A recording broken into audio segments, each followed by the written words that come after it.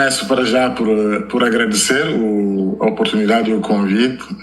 É sempre bom ter uma plataforma por onde nós possamos falar, porque o ato de falar é também um ato de resistência e um ato de existência. E é muito importante nós termos espaços para podermos conversar, falar, porque eu costumo dizer para quem advoga sempre essas teorias racistas de que as pessoas negras não têm cultura porque não inventaram a escrita. Eu tenho uma resposta feita já para essas pessoas. Eu costumo sempre dizer que o mundo foi dito antes de ser escrito.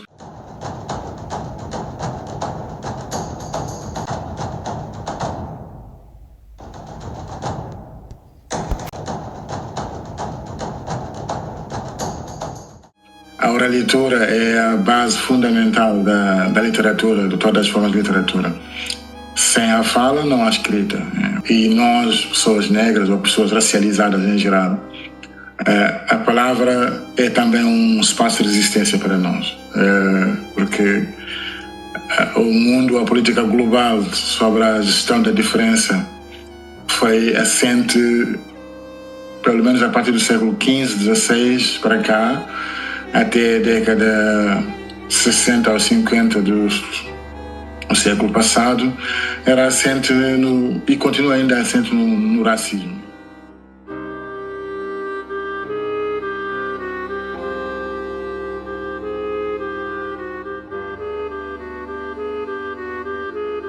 E a gente sabe que o racismo, na minha opinião, é um projeto de expulsão de algumas pessoas da própria ideia da humanidade.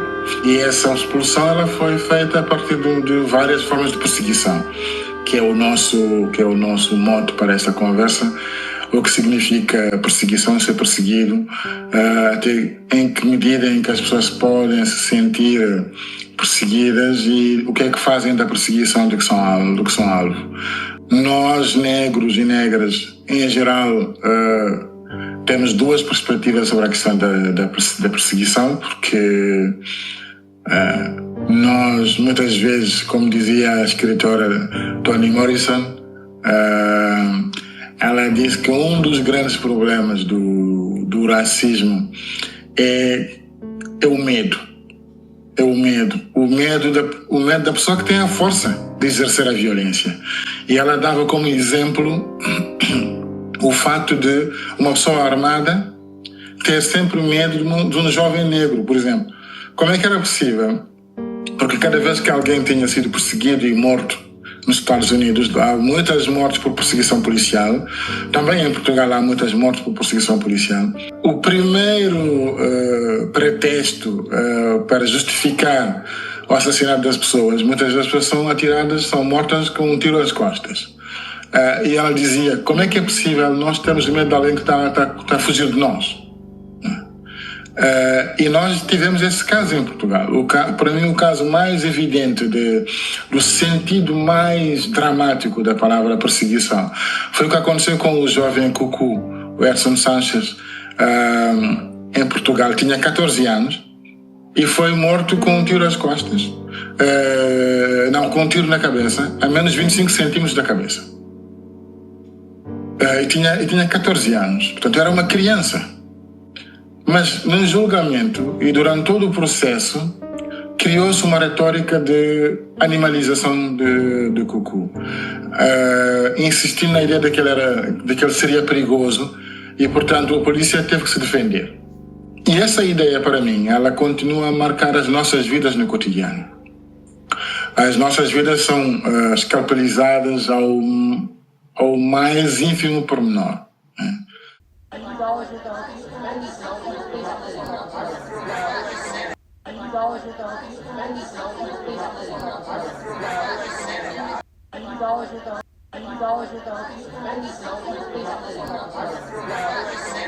Eu sou alvo de perseguição de várias naturezas. Perseguição política, perseguição pessoal, perseguição até moral. Há pessoas que me atacam, insultam, simplesmente por aquilo que eu digo, né? Por discordarem de mim. Não é porque eu lhes fiz mal, não é por nada, é porque discordam de mim.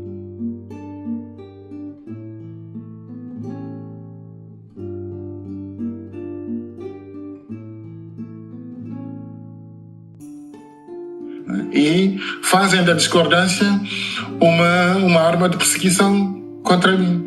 Há outras pessoas que me perseguem porque projetam em mim todos os seus medos em relação à diferença. Há outras ainda que me perseguem porque simplesmente acham que a minha existência pode ser uma ameaça para a sua existência. Então nós temos essas várias formas de perseguição, que o racismo foi criando como um instrumento de sobrevivência e de regeneração. A cada época, a cada momento, a cada circunstância, há uma forma nova que a perseguição racial toma. Ora, é porque, como ouvimos muitas vezes, os políticos populistas e demagogos andarem a dizer, é porque há muitos imigrantes, por exemplo, que nos roubam o emprego. Nós ouvimos esse tipo de balelas, de falsas justificações, ou porque eles são diferentes, a sua cultura não é adequada à nossa, e portanto também são uma ameaça à nossa existência. Mas no fundo, eu costumo dizer que realmente o que está por trás da perseguição racial, sobretudo nos tempos de hoje, são provavelmente duas coisas. A primeira tem que ver com esta obsessão com uma hipótese fantasmagórica de uma vingança da história. As pessoas racistas, a branquitude, está com um pânico generalizado de que provavelmente pessoas racializadas, negras e indígenas, um dia irão vingar-se, né, do que subiram ao longo da história. E, portanto, há esta fantasia, né, de que haverá um dia qualquer em que essas pessoas irão vingar-se das vilanias da história.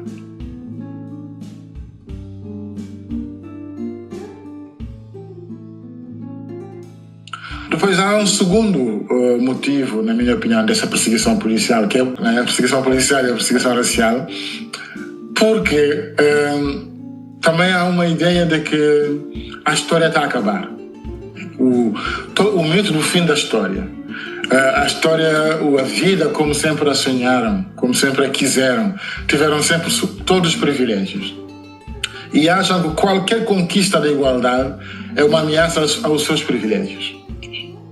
E então, qual é a melhor forma que acham que devem empreender para existir?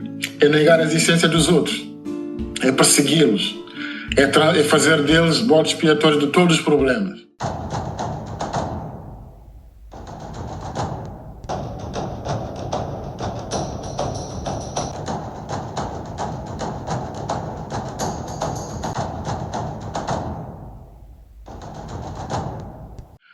E, sobretudo, também é porque é uma forma muito preguiçosa de olhar para as dificuldades da vida.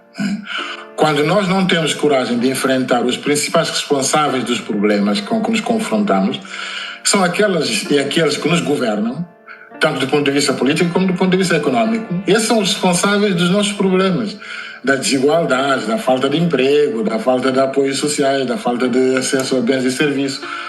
Todas as limitações, todos os problemas que nós temos vêm do sistema em que nós vivemos. Portanto, não são as pessoas que têm menos poder que são a causa dos nossos problemas e das nossas dificuldades. Infelizmente, nós fomos criados e educados, educados e educadas, a quase sermos as sentinelas do sistema que nos oprime. Quando a gente olha para as pessoas que são, a maior parte, as porta-estandartes, as porta-voz do discurso racista, as que consomem o lixo retórico racista, por exemplo, produzido com personagens como o André Ventura, são pessoas que são também elas vítimas do sistema, porque são mal pagas, têm empregos precários, têm dificuldade de aceder a direitos essenciais, saúde, educação, mas preferem orientar a sua raiva, os seus medos, contra pessoas que sofrem mais do que elas ainda. Né? E é o que acontece. No meu caso, é ainda mais complicado, porque eu sou uma espécie de fantasma para os nacionalistas que têm um apreço à ordem colonial.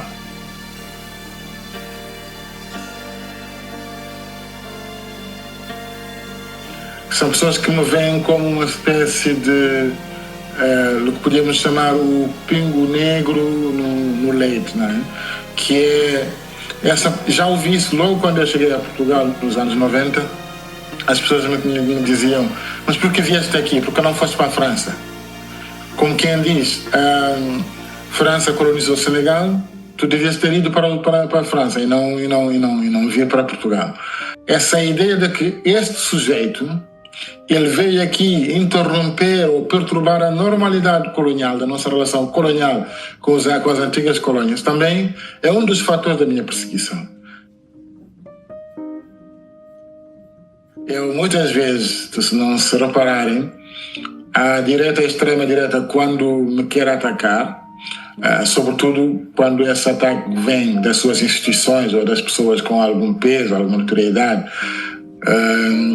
eles usam muitas vezes o meu próprio corpo como forma de exclusão. Em vez de me chamarem Mamadou Ba, dizem o senegalês.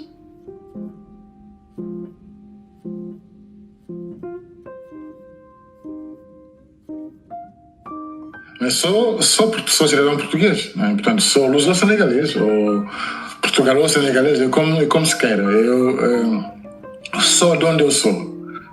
E de onde eu estou também. E, portanto, sou tão português como sou tão senegalês, tão brasileiro, agora canadiano, onde eu estou, porque é aqui que eu estou a fazer a minha vida, é aqui onde eu pago os impostos, é aqui onde eu sou imputável, onde eu tenho que cumprir com as regras e as convenções e o contrato social, digamos, em geral. Então, essas pessoas me veem com uma anormalidade, com uma ameaça daquilo que era a ordem normal das coisas na cabeça delas, que é haver um território, um domínio, uma possessão que era dos portugueses. E vem aqui um tipo de não sabemos onde, e vem aqui dizer coisas que ninguém agora não dizia, ou que pouca gente dizia, ou que não tinha coragem. E depois tem um outro problema.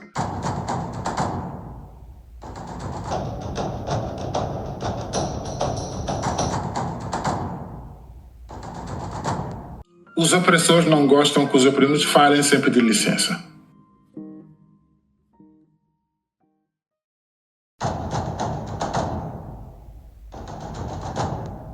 Não gostam disso. Eu nunca peço licença para falar. Não. E não peço licença porque pedir licença para falar é pedir licença para existir.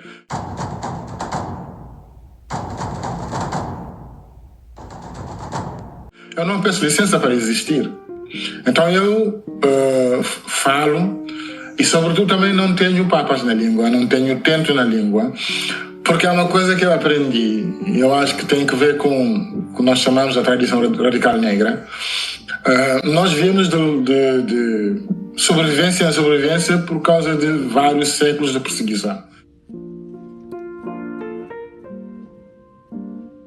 Então, uma das formas que nós temos de reexistir sempre é precisamente a partir da palavra.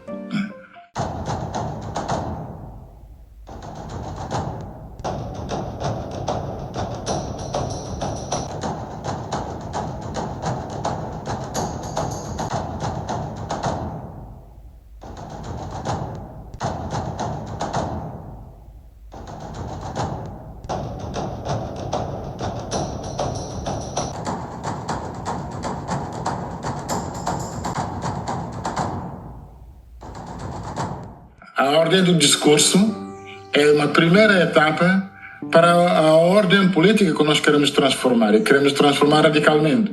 E então, evidentemente, que quando nós estamos numa circunstância como esta, não temos de pedir licença a ninguém para falar, porque não temos que pedir licença a ninguém para existir.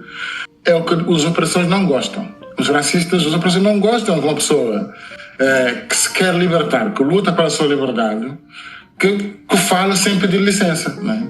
Ora, eu não peço licença para ser livre, né? Não peço licença para ser quem eu sou. E sobretudo porque Se eu pedir licença para existir, eu não existo com dignidade. E não há existência sem dignidade.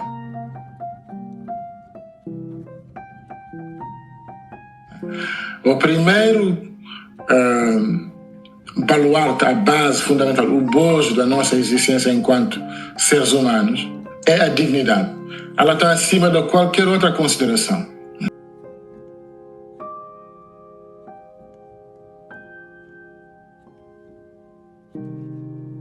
É por isso que quando se fala sempre, mas vocês exageram, nem tudo é perseguição, o discurso que vocês têm é um discurso muito catastrofista, e o que é que vocês fazem da liberdade de expressão? Então as pessoas agora já não podem dizer mais nada.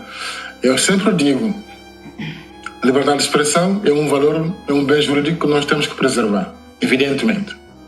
Mas esse valor, essa liberdade, ela não está acima do bem jurídico mais importante, que é a dignidade humana. E a responsabilidade de qualquer pessoa que usa a palavra no espaço público é saber disso, que não se pode transformar a liberdade de expressão em liberdade de opressão.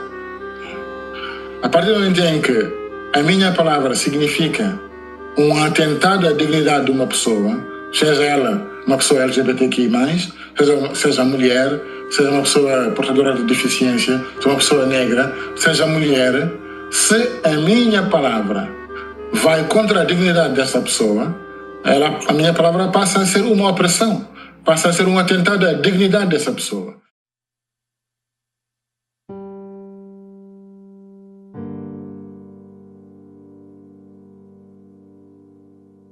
Portanto, isso não é tolerável. Não se pode catalogar como liberdade de expressão, porque senão seria um biombo para que se possa exercer violência de uma forma impune. E isso não se pode aceitar. E então também tem essa categoria de pessoas que gostam e que se empenham em perseguir-me das várias maneiras. Depois temos aqueles realmente que sabem que a questão do racismo é uma questão de poder também. O racismo é uma questão de poder, então acham que essas pessoas existirem veem-me como uma possibilidade de uma libertação, de uma liberdade. E então a minha palavra é vista como uma ameaça aos seus poderes, aos seus privilégios. E então não podem suportar isso. E enveredam então pela perseguição. Nós temos várias formas de perseguição. Eu sou alvo, portanto, de devassa da minha vida privada, mas isso é permanente. A extrema-direita já por várias vezes colocou as minhas moradas nas redes sociais, portanto tive que mudar de casa algumas vezes. Puseram os meus contratos de trabalho nos jornais. Inventaram dizendo que eu ganhava rios de dinheiro, isto e aquilo outro. Toda essa forma de perseguição no espaço público de devassa é uma estratégia também de chantagem e de amedrontamento, é fazer com que as pessoas tenham medo de ocupar o espaço, né? A perseguição até ela tem esse resultado, é fazer morrer qualquer hipótese de resistência nas pessoas, é matá-las em vida, né? É fazer com que elas não existam. Porque uma pessoa que não use de uma das primeiras ferramentas da sua condição humana, que é a palavra, essa pessoa não existe. Ela morreu, né? Socialmente. É o que Orlando Patterson falava. Toda a relação que o Ocidente, a partir da escravatura, criou com corpos de espaços negros é uma configuração da morte social em vida.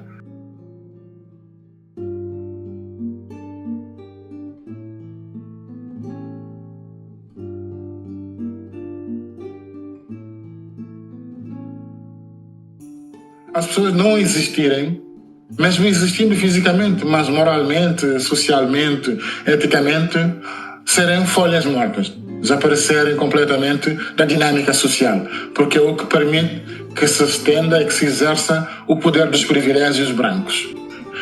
Ora, eu sou daqueles que continuarão a falar até ao último sopro, porque eu acredito, uma das coisas que incomoda bastante os racistas é saber que pessoas negras têm agência política, têm capacidade de proposta e, sobretudo, é sair do beco da lamentação. Eu não me lamento, eu contesto e proponho. Não sou da lamentação, não sou dos becos sem saída, porque eu sei que o racismo não é uma inevitabilidade, é uma coisa que é possível derrotar e eu estou nesse campo. E, portanto, a perseguição deles dá mais força sempre, não é? Porque ela mostra-me que eu preciso de estar ainda mais alerta e mais comprometido na luta. E é óbvio que quando nós olhamos para o percurso nos últimos anos, percebemos que cada dia que passa o racismo vai ter os seus dias contados, porque uma sociedade democrática é inviável com o racismo. Não há viabilidade democrática com o racismo, é impossível. É um logro pensar em que nós vamos ter uma vida em que haverá uma parte da sociedade completamente excluída e que a democracia vá sobreviver com isto. Não. A democracia não sobreviverá com racismo. Ou nos salvamos todos, ou perecemos todos. É o que vai acontecer. Portanto, o melhor, e eu estou no caminho de nos salvarmos a todos, porque eu costumo dizer, e eu digo com humildade, mas eu sei que cada ato antirracista é um ato de amor à humanidade.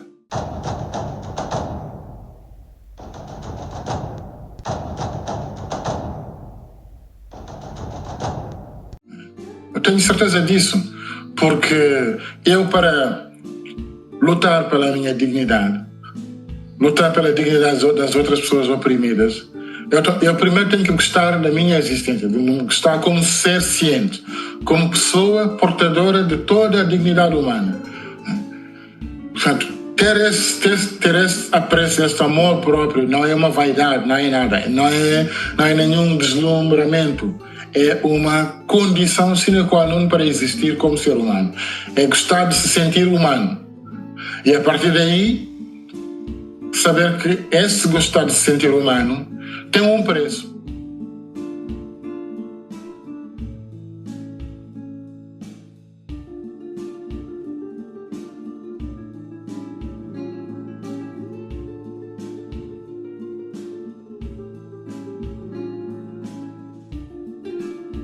Que é fazer com que todas as pessoas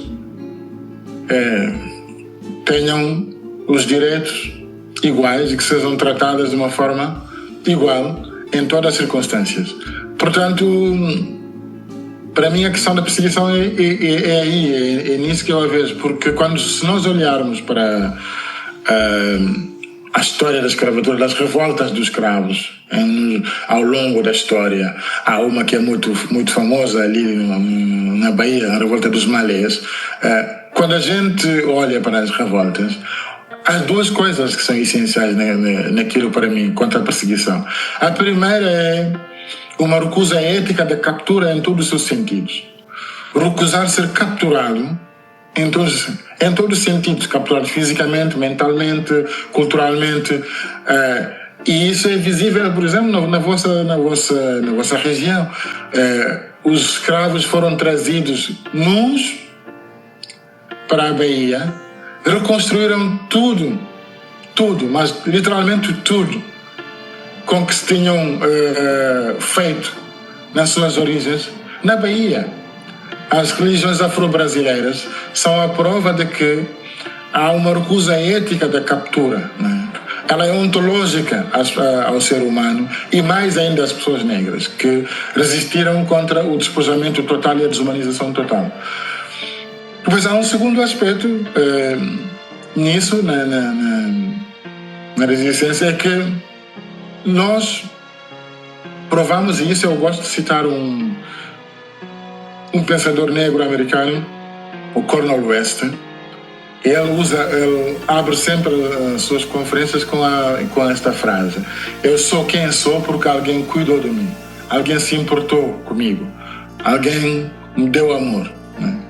E ele diz que uma das coisas que nós aprendemos da perseguição aos negros É a força do amor que nós temos pela vida, a força do amor que temos por nós e pela humanidade como um todo.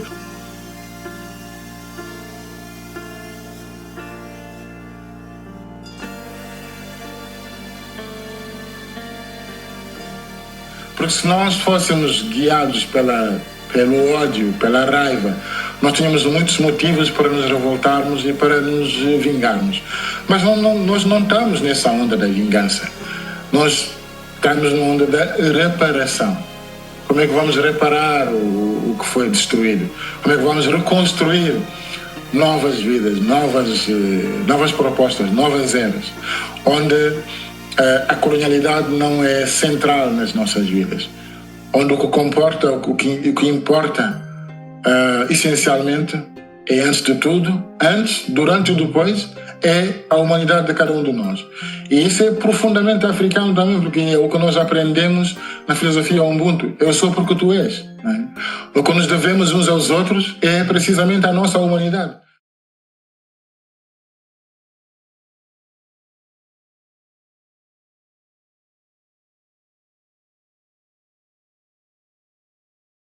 Para além disso, cada um de nós e cada uma de nós pode viver como quiser, nas suas liberdades, desde que elas não ofendam a dos outros, desde que elas sejam uma mais-valia e não um peso. Portanto, estamos absolutamente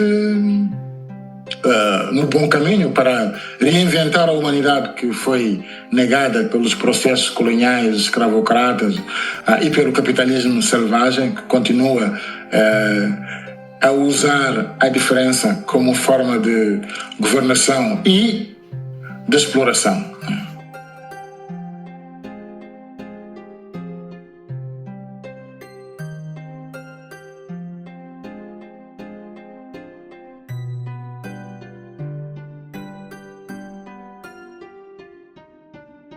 Eu começo pelos perseguidores. Os perseguidores têm que perceber que a dignidade ela é inegociável. Se elas próprias se colocassem no lugar dos perseguidos e percebessem que não aceitariam de modo algum serem submetidos a qualquer tipo de indignidade, qualquer tipo de violência, elas se entenderem que o que mais faz sentido, mais dá sentido à vida de alguém é a sua integridade e a sua dignidade. Elas, se calhar, pensarão 2 ou 3 vezes antes de perseguirem pessoas em nome de qualquer outra circunstância que não fosse pelo respeito e pela dignidade. Os perseguidos é mais simples ainda, porque nós, perseguidos, nós temos uma fibra que os perseguidores não conseguem decifrar. É a vontade do futuro, a vontade de viver. Ela é maior que qualquer outro poder persecutório. Ao longo da história, as pessoas que resistiram, os povos que resistiram, provaram-no. Né? Por mais violenta que fosse a repressão, mais forte era a vontade de viver e de seguir. E então o que tem que motivar uma pessoa perseguida é a vontade de estar sempre de pé, erguer-se sempre, sempre. Porque da resistência nasce sempre uma grande esperança. O James Baldwin, que é o meu autor preferido, ele tem uma frase lapidar que eu gosto sempre. Ele diz sempre que o desespero é para os privilegiados. Nós não temos tempo para desesperar.